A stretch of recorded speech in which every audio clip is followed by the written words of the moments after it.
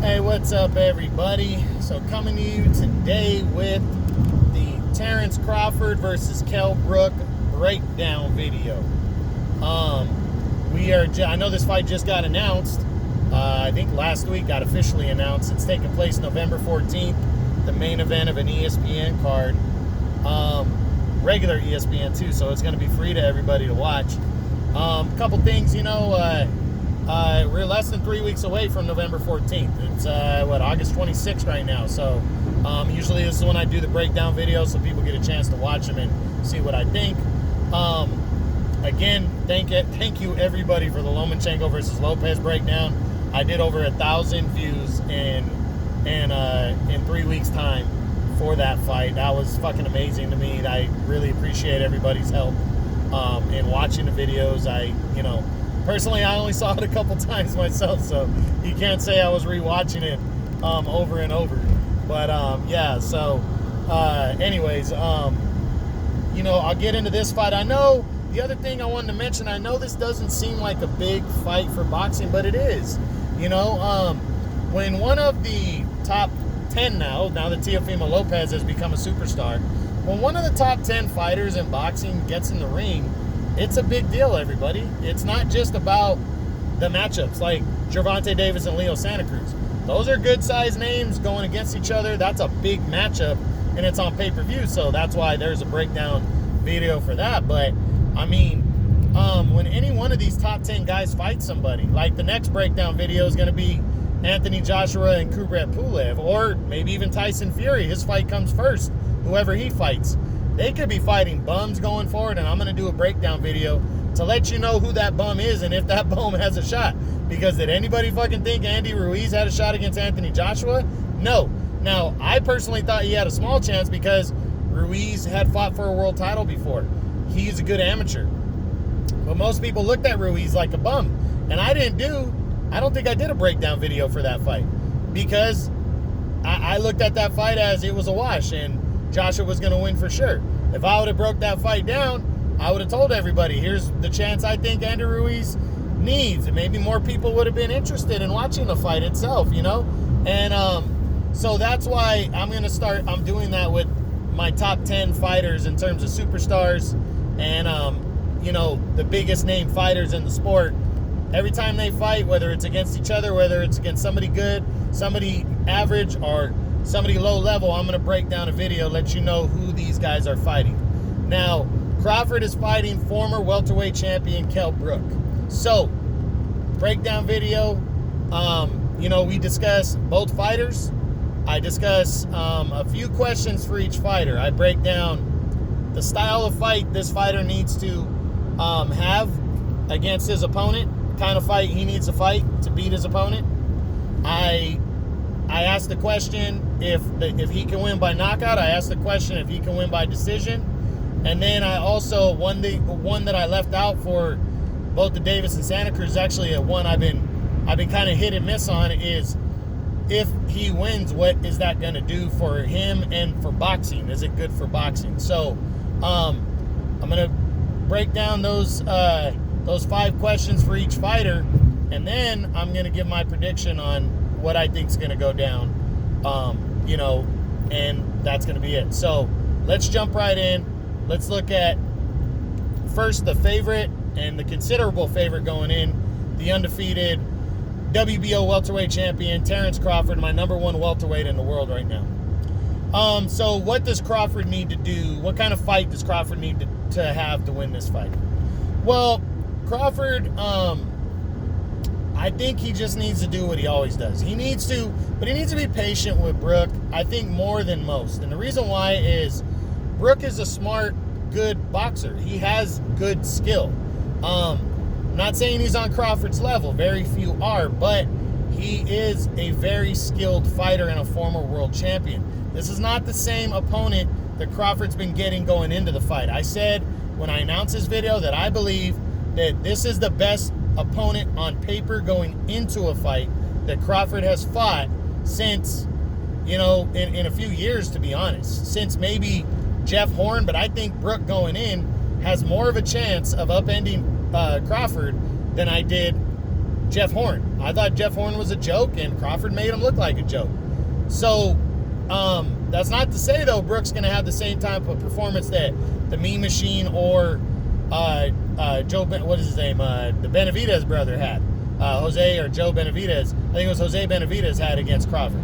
Not to say they're going to have the same kind of success. It's just, on paper, in terms of chances going into a fight, I think Brook has a better chance than recent fighters have. So with that, I think Crawford needs to fight and be more cautious starting out in terms of what kind of fight it's going to be, how fast Brook is. Figure him out, and you know what? Crawford is very smart. He doesn't lose rounds like Lomachenko did against Lopez early. He tries to do enough to win those rounds. He's okay with giving away a couple of those rounds, but usually around round 4 or 5, he figures you out and starts to pick you apart. And that's what he needs to do with Kell Brook, but he doesn't need to give those rounds away either. Hold on one second, excuse me. Because Kell Brook is skilled enough to win every one of those rounds if Crawford takes his foot off the gas pedal and gives him too much respect, much the way Lomachenko did against Lopez. So he needs to fight smart, and he basically just needs to break Brook down, because one thing that Brook has not done is been active. He has only fought, actually, I think since he beat Sean Porter back in 2014, he probably on average has fought once a year, because of injuries, and he hasn't fought top-tier competition. So basically, Crawford's strategy is take Brook to the deep water and drown him. That should be his strategy. Take him into the middle to later rounds of the fight, break him down, beat him up, stop him. But he has to be cautious and smart. Brook does have decent power, and he is a very skilled boxer. And I think, he needs to be wary of that and make sure he takes advantage of mistakes and really breaks down the fight, and the second half of the fight takes over. So if he does that, he has a very good chance of winning. Now, do I think Crawford can win by knockout? Absolutely. Crawford has a style. Crawford doesn't like sending the fight to the cards. Crawford has the style to break anybody down and stop him in the later rounds. That's what he likes to do. He likes to beat you up, break you down, and hurt you. And he definitely could do that to Brook. Brook hasn't fought, deep into fights, into competitive fights against top-tier competition in a while. The last time he fought a top-tier fighter was Errol Spence Jr. back in 2017, and he got stopped in the late rounds of that fight. So Crawford definitely could do it. He's got the talent, he's got the skill, and he's got the power. So definitely can win by knockout. Can he win by decision? Yeah, absolutely. But I do believe a decision with Brook wouldn't be a blowout. I don't think it would be, unless Brook is past his prime, and we don't know that yet, because Brook's been injured so much and been so inactive the last few years. We don't know what he has left. We don't know if he is the Brook from 2014. We don't know that. It hasn't been wear and tear and miles that's brought him down. It's been injuries. So maybe at his age, at 32, he still has a lot of juice left because he's been injured, and he hasn't been able to fight. So he hasn't been able to take the punches and put all that on himself. But does he have the stamina? That's the big question. So if he makes it to 12, how many of those late rounds is he going to lose because he's tired, he's gassed? So Crawford can definitely win this fight by decision for sure. What is it going to do for Crawford if he beats Brook? Sadly, I don't think it's going to do much for Crawford. Brook is a good name, and if you're a real boxing fan, this is a good win. But, Crawford has struggled to get the big name opponents in the ring. Sadly, Kell Brook is not a top 10 guy at 147 anymore, or at 154 anymore, where he was fighting the last couple of years, because he hasn't fought anybody. He's been so inactive. I dropped him out of both because he hasn't beaten anybody significant. So sadly, that's the truth, So I don't think it's going to do too much for Crawford if he beats Kell Brook, but his goal should be to win impressively. It has to be to win impressively, like, hey, I'm not really going to get much credit for this, so I'm going to smash this guy. That needs to be Crawford's attitude. He needs to show the respect, but yeah, sadly, I don't think it's going to hurt him too much. What do I think? What is he going to do for Crawford if he loses? This is big. This is worse than Lomachenko area. Lopez wasn't supposed to be in that fight, but I think people understand now that Lopez was young, very talented. We just didn't know how ready he was for the big time. So I don't think too many people are surprised. Plus, he's bigger, a lot bigger than him. That's not the case here. You got an older veteran, 32, veteran, been inactive, hasn't fought a lot in the last few years, going in against one of your top 2 pound-for-pound fighters in the world. If Crawford loses to him before he gets a crack at the top guys that all fight for the PBC at 147, this is really going to hurt his career badly to lose this fight to Kell Brook. So it's really going to hurt him if he loses this fight, badly, in any kind of way other than a robbery type job, But even a robbery would imply that the fight might have been close. So it's very interesting to see. I think Crawford needs to win this fight. I think he needs to win it by knockout to leave no doubt and be impressive. Let's go into the challenger, Kell Brook, the former champion. What kind of fight does Kell Brook need to fight against Crawford? He's coming in a big underdog. What kind of fight? Brook has to fight the perfect fight. That's it. He needs to be on the catch and shoot program, and he needs to jab for jab with Crawford. He needs to not let Crawford get that super confidence that he gets around round 4 or 5. He needs to win the early rounds is what he needs to do, or let Crawford know, I'm not a cakewalk. You're not going to walk all over me. This is going to be a chess match, and I'm here to play. And he definitely needs to land a couple significant shots to let Crawford know that I got some pop. And I think he needs to look at the Mean Machines fight with Crawford and look at what punches Crawford's susceptible for, because Crawford got put down in that fight and it should have been scored a knockdown and it wasn't. So Brook needs to look at Crawford's weaknesses. And one thing Brook needs to know about Crawford, that Crawford going into these fights where he's been the heavy favorite, he has gone in a little overconfident and been hittable because he's expecting to win by such a wide margin that he doesn't see that coming. Now, maybe in this fight, Crawford changes that game plan up because he did get hurt against the Mean Machine and he did get threatened. But we don't know if he's going to do that against Brook. He might walk in overconfident against Brook too. If that happens, Brook needs to catch that and find the weakness and hurt Crawford. That's what he needs to do. Now, can Brook win by knockout? Crawford can be hurt. He can be hit. And Brook has a good way of, it reminds me of Yuriorkis Gamboa. He has the talent to land those perfectly timed punches. Those are the knockout punches, guys. A lot of people think a big haymaker knocks people out. No. Look at the 2 big knockouts that have happened recently. Alexander Povetkin over Dillian White was a beautifully timed uppercut, landed right on the money. That wasn't a big winging shot, And then the Cepeda fight against Ivan Barianchek. He landed a left hand directly down the pipe. It was perfectly timed. Manny Pacquiao's knockout of Ricky Hatton was perfectly timed. Sergio Martinez's knockout of Paul Williams was perfectly timed. Juan Manuel Marquez's knockout of Manny Pacquiao was perfectly timed. Kell Brook has that kind of timing. He has that kind of skill to perfectly time a punch. So I think he could hurt Brook. I think he could hurt Crawford, and yeah, I think he could win by knockout. He could. It could happen. Crawford's not susceptible. He doesn't have the greatest chin I've ever seen, like Floyd Mayweather. So I think it could happen. Can he win by a decision? You never know. He's a good fighter. We don't know what kind of skill he has left. But if this is the same Kell Brook from 6 years ago when he beat Sean Porter, he can win a decision against Terrence Crawford. Do I think he's going to? I don't know. I'll give that on my prediction. But I do think there's a chance that it could happen. I would not be surprised. Let's put it that way. I wouldn't be surprised if Kell Brook won a decision here, because he is skilled enough to keep this fight close.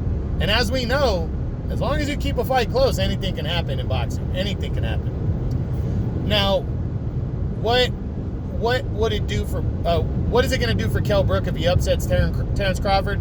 That's going to be his swan song. That's going to be his greatest victory ever, and it's going to do wonders for Kell Brook. He is going to move to the top of the welterweight division and probably line himself up for a rematch with Errol Spence, for possibly fights with Manny Pacquiao. It puts him in a huge position to do stuff like that. Now, I wouldn't be surprised if there's a rematch clause in the contract. So he might have to beat Terrence Crawford again. He might have to fight him again. So, but it at least gives him the biggest win of his career, makes him a 2-time champion, puts him at the top of the division, and if even he were to lose a rematch with Crawford, keeps him right there in the twilight of his career to get potentially other big fights and sets him up for the rest of his career. And that would be a huge win right now, beating one of the top pound-for-pound fighters in the world. So, yeah, that would be huge for Brook. What would it do for him if he lost? It depends on how he loses. But what I know about Brook is Brook likes to be competitive. Brook was competitive against Triple G before Triple G hurt him and broke his eye socket, knocked him out. He was competitive against Errol Spence before Errol Spence did the same thing. I think this fight will be competitive at least for a while. And if Brook loses, nobody's going to give him shit for losing to one of the pound-for-pound best fighters in boxing. So I think he's going to push as hard as he can to win this fight. And he knows he's 32 years old. Is he cashing in? I don't think so. I think Brook wants to see what he still has left. That's different from cashing in. I think if he's competitive against Crawford, he might say, hey, I'm moving back up to 154, and I'm going to give it all I got and make one last run at 154 because I competed against one of the best in boxing. If he were to lose by a one-sided, ass beating, he might call it quits. That might be it for him. But it's not going to hurt him, his legacy-wise, losing to one of the pound-for-pound best fighters in boxing. So that's that. All right, so now we're down to the final question. Who's going to win this fight? Or who am I picking between Terrence Crawford and Kell Brook to win? I'm going with Terrence Crawford. I don't see Terrence Crawford losing to anybody until they actually beat him. Terrence Crawford has that it factor, that special thing, which is why he's one of the pound-for-pound best. I think Terrence Crawford beats any welterweight in the world. Crawford, to me, unless he gets caught or it's just not his night, which Crawford is a winner. He's never tasted defeat. He doesn't know how to lose. I think Crawford can beat anybody. So, I think Crawford's going to win this fight. I think he's going to break down Kell Brook, break him down, and I think he stops him in the middle to later rounds. I wouldn't be surprised if Brook pulled off an upset here by a close decision. If he were to hurt Crawford, I'm not seeing that so much, but I wouldn't completely rule it out either. I really think, though, this fight's going to be competitive for a while. You're going to see a good display of skill here, and it could be close. So don't sleep on Kell Brook. He is a former champion. He beat Sean Porter legitimately. It was impressive, but that was 6 years ago. But don't sleep on him. The guy's a very talented, skilled boxer, and with decent power, so he can get the job done. So don't sleep on him. Don't think this is a complete wash, because I don't believe it is. So Crawford by stoppage in the later rounds, middle to later rounds, and he retains the WBO title. So, and hopefully that pushes towards fights with the PBC.